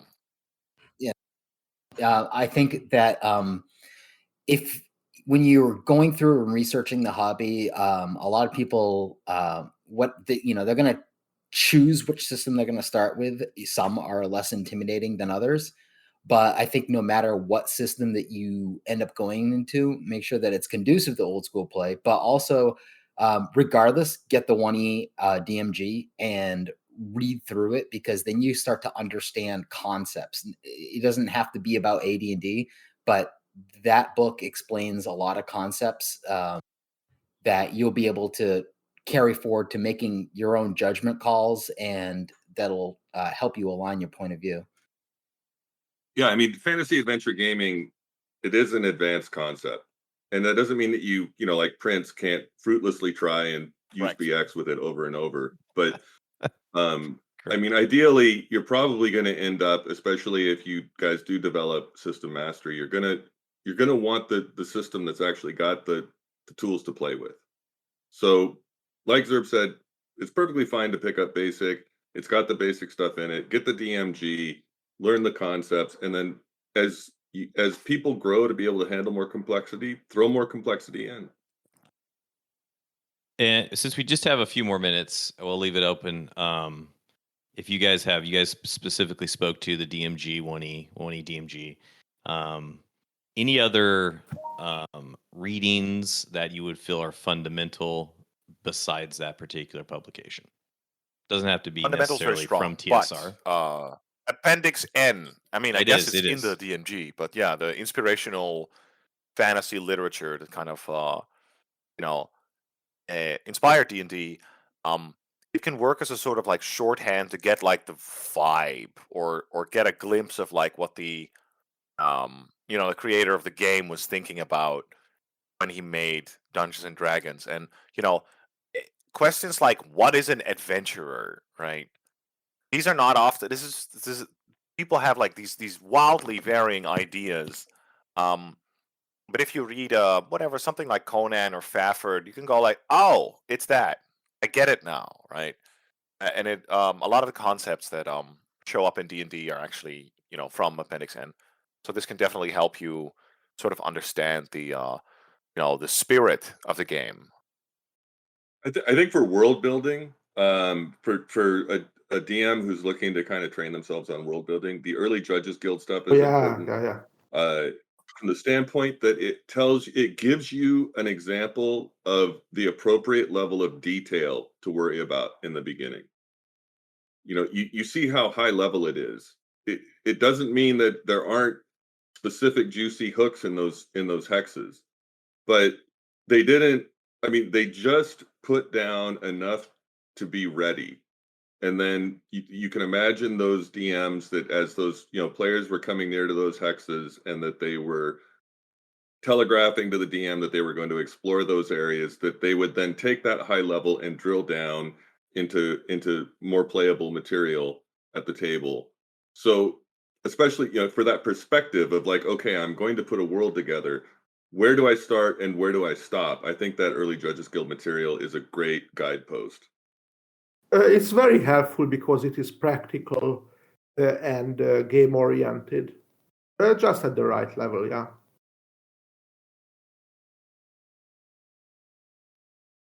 Wonderful. Josh, anything else you wanted to add before we close this thing out? I think we're all there. Thank you guys for your time. This was really awesome. Yeah, thank you, gentlemen. Your depth of knowledge on these topics, we really appreciate. And we'll definitely speak again in different forms on different topics and deeper dives with each one of you. So thank you. Appreciate it. Pleasure. No problem. Absolutely, my pleasure.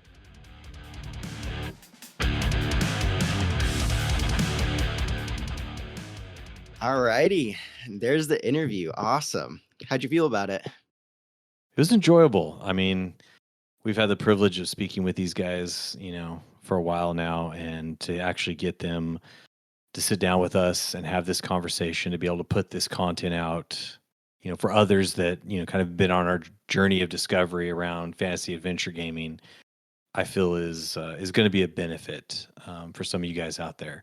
And that's kind of our hope. It's definitely been a benefit for me, learning from these guys, having these ideas, kind of coming through a long journey up to this point. And it's just exciting, the fact that these guys have so much information. They've shared a lot of that with you.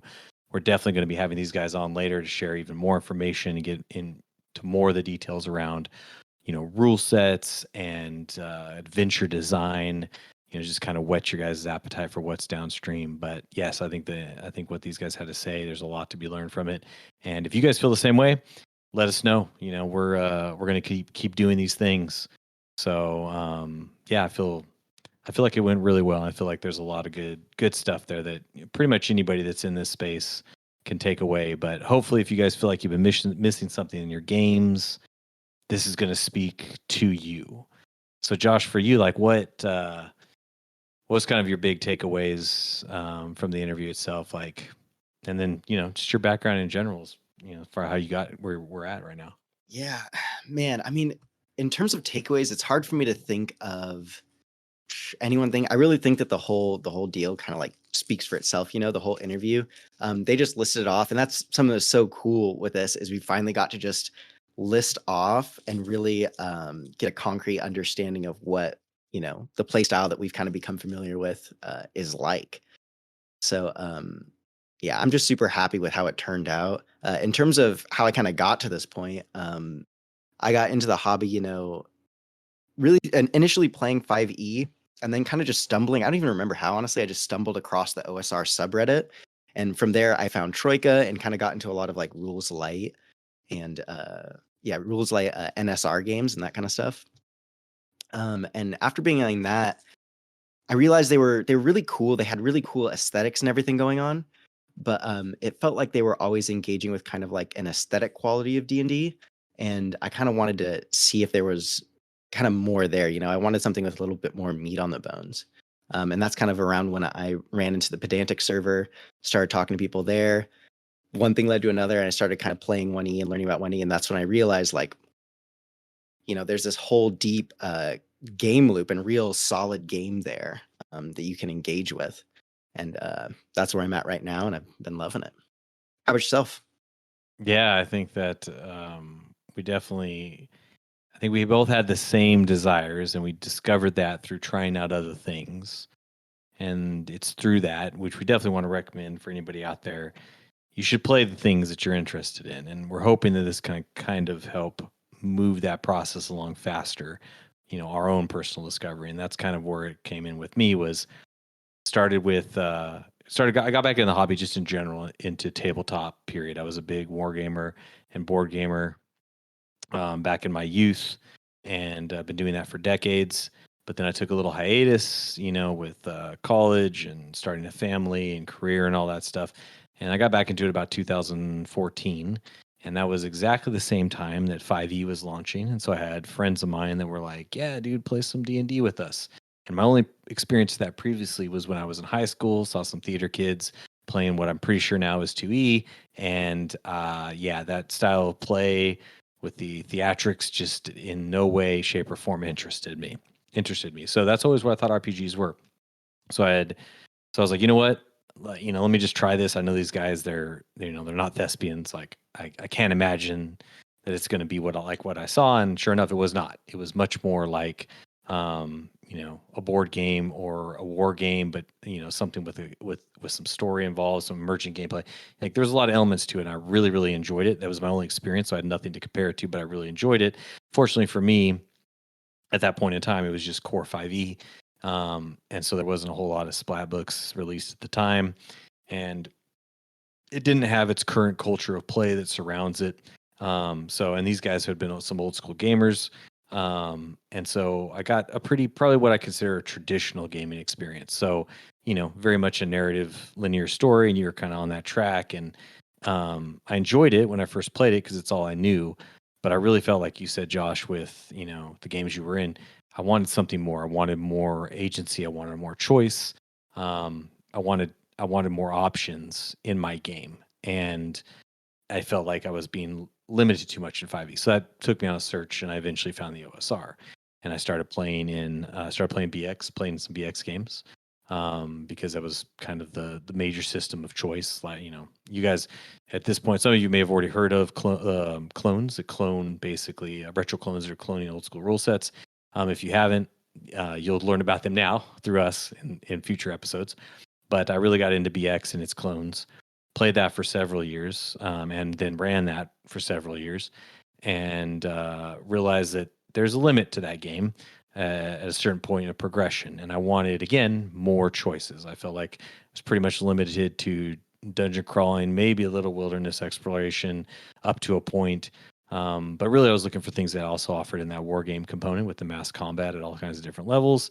Something that had more domain management, really a true sandbox campaign play for, from anywhere from 1 all the way up to, higher levels, 10, 11, 12, of meaningful play. And that's where, like you, I found my way to the Pedantic server. Aaron, the Pedantic, has his own Discord server, and we're definitely going to invite you guys to come over there, hang out with us. This is where, everybody that you met today in our interview, they hang out there and they talk there. Some of them even run games there. And we wanted to chat with you guys, want to get feedback from you guys. But that's where me and Josh met, and that's where we met these guys. We've had conversations with them for several months now. We just felt like what they had to say, we wanted to get out to everybody. And we want to get out this play style and talk about this play style, to as many people as we can, specifically individuals that have been looking for more in their games. That was me. I wanted more. I've been on this path. And, for now, I think I found exactly what I'm looking for, with 1E, AD&D. And I'm also playing around with Axe as well, a Venture Conquer King system. So both of them basically are tailored to that experience. So just know if you've been searching and haven't been able to find what you're looking for, and this sounds like what you're looking for, I promise you, it is exactly what you're looking for. So stick with us on this. So Josh, any other highlights or takeaways or anything you just want to communicate to anyone interested in this play style? Yeah, well, actually hearing you talk more about it, that kind of made me think about probably what my primary takeaway was, how much we kind of focus on player agency when it comes to adventure gaming. That to me is kind of what it all hinges on, right? In more kind of narrative game styles, you hear people talk about immersion a lot. For me personally, having to kind of focus on like kind of arbitrary separate character and interpreting things in the in the game world through them actually like breaks a lot of immersion for me. So having a game style where it can just be me in the imaginary world interacting with stuff, doing what I want in it is just so much more immersive and so gratifying and cool, right? And so interesting to be able just to really get in there and directly manipulate things and deal with like a fully fleshed out world. So for anyone who's looking for stuff, that kind of immersion and getting kind of more immersion in their games, I think that style is really good. So that was a big takeaway for me, is just the huge focus on just giving as much agency as possible to the players, just being able to authentically and organically interact with the D&D world. So I'd say that's probably my main takeaway. Yeah, I echo that 100%. Yeah, if you guys are interested in learning more about this, stick with us. We're going to have more episodes coming out around rule sets that we feel like really cater to this play style and kind of the intricacies of those rule sets and how they do that. We'll also get into different types of adventure, basically things to help you run your game better or to be a better player. So things like adventure design, or specifically what to expect when you're inside of an adventure game and how to be a better adventure gamer. Those are just kind of the future topics that we're going to have down the road for you guys in short order. So stick with us on that. And then just real quick, these guys spoke about in the interview, their experience. These guys have had decades upon decades of experience between all four of them, but we wanted to give them a little bit more of a shout out and kind of provide you guys with their bona fides. So we're going to do that really quick. We'll start off with EOTB. EOTB has actually got some credits. You guys can go check it out on Drive-Thru RPG. We'll have links to all this stuff, by the way, as we go down through it in the show notes. So go ahead and look out for those. But there was a fanzine called Saving Throw Fundraiser for James D. Kramer that EOTB was involved with. He had a couple of entries in that. Go take a look at those. E has also been involved with the development of content modules for Osric for two separate virtual tabletops, Fantasy Grounds and Foundry. And that's another topic, by the way, guys. We'll probably dive into the best way to use virtual tabletops if you're playing online and you want to run a fantasy adventure game. We're definitely going to have that as a topic. So, and E is going to be a wonderful resource, and we'll definitely be involved with that. So, yes, Osric, he's been involved with heavily as far as promoting it, and he's a huge contributor in the 1E community in general, but very specifically to the Knights and Knaves forum. So you can go check that out. We'll have links to all this stuff, like I said. So that's E, and wonderful resource. Next up is Prince of Nothing. He has two published adventure modules. One is Red Prophet Rising and the Palace of Unquiet Repose. I personally have run the Palace of Unquiet Repose as a DM, and it's fantastic, so I could speak to that. And then he also runs a fantastic blog, truly, where he reviews plenty of Appendix N and beyond literature, many old school adventure modules from the TSR era, which are, at the very least, that's the main reason you should go there. He's got great insight, in-depth reviews on those classic TSR modules. If you've ever been interested in which are the best ones to run for your time, he's a great blog to go to, great resource for that. So, and then on top, I want to do a shout out for Prince. He runs a contest. He's done two now, called No Art Punk, NAP for short. And basically, he just solicits adventure writers to compete against each other for a spot in a top 8 module that gets published. For 3 months, it'll be out on a Drive-Thru RPG for, I think it's like $10 or $8, something like that. And all the proceeds go to charity. And then after that 3-month window is over, he donates the funds to charity, and then it goes free, or pay what you want, I believe. And you can go download that. So No Art Punk 1 is out. You can go check that out for free on Drive-Thru. I'll put a link in that. But also to support NAP 2 when it comes out, which is going to lead me to the next person in this conversation, which is Zherbus. So Zherbus is a veteran of 1E. He's been playing the game for 40 plus years at this point in time. And the reason I mentioned Art Punk along with this is Zherbus actually is in the No Art Punk 2, one of the finalists in that. So he'll be showing up in that. Phenomenal module for you guys to check out. You definitely should do it and support Zherbus in that. He's also, interestingly enough, a Magic the Gathering veteran for many years and has many published articles around that game. So just overall game design and analysis of games, Zherbus has a very deep resume when it comes to that. So listening to him discuss games and analyze games, just a really good resource. And me and Josh have had the privilege of, talking with him over on the Pedantic server for several months now. So yeah, and we go ahead, yeah. we both actually also play in a 1E game that he is currently running, and then you can find the play reports for that up on his blog, which will be linked in the show notes. Definitely, yeah. We're very biased there for sure, but his game is amazing and definitely worth a read if you guys want to read the type of game that he runs, and this, which would be honestly a poster child for a fantasy adventure game, a well-run top tier fantasy adventure game. So again, we'll put in the show notes. Come over to the Pedantic server. You guys will all have the opportunity to talk with us and these guys as well and ask them questions. And last but certainly not least, Melan, otherwise known as Gabor Lux. We were joking about this. We probably don't have to say anything more. Yeah, it pretty much goes without saying. Yeah, he goes without saying about who he is. But we will, if you're new to this, and we do hope you are. We hope this is finding new people.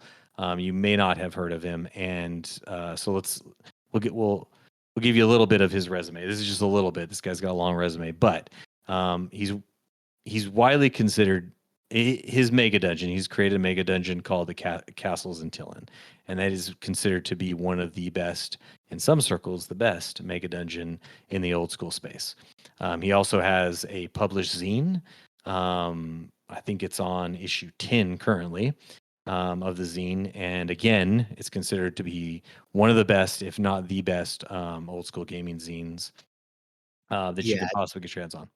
And you can also find, I think he has an entry in a Knock if you look at that zine. And yeah, his zine Echoes from Fomaha is just, it's awesome, especially for any new DMs. It has just a bunch of great adventure hooks and utilities for just running a game.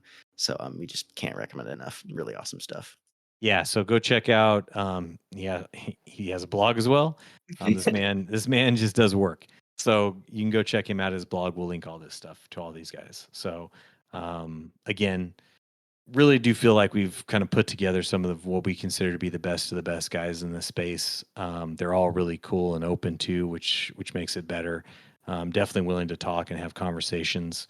So the last thing we really want to say is, if you guys want to give us feedback, if you guys are interested in a particular topic around fantasy adventure gaming, or if you just want to come and play games with us and learn how to do this, and enjoy hanging out with some cool people, come on over to the Pedantic server.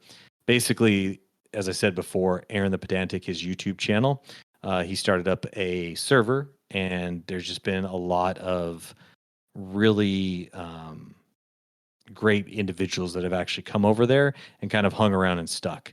And it's got a wonderful voice chat kind of community where, for those of you that are listening, Discord is obviously a lot of people like to chat, just text back and forth and have good conversations, but it's rare when you find, at least in the tabletop RPG space, that you find one that's very, very active when it comes to voice chat.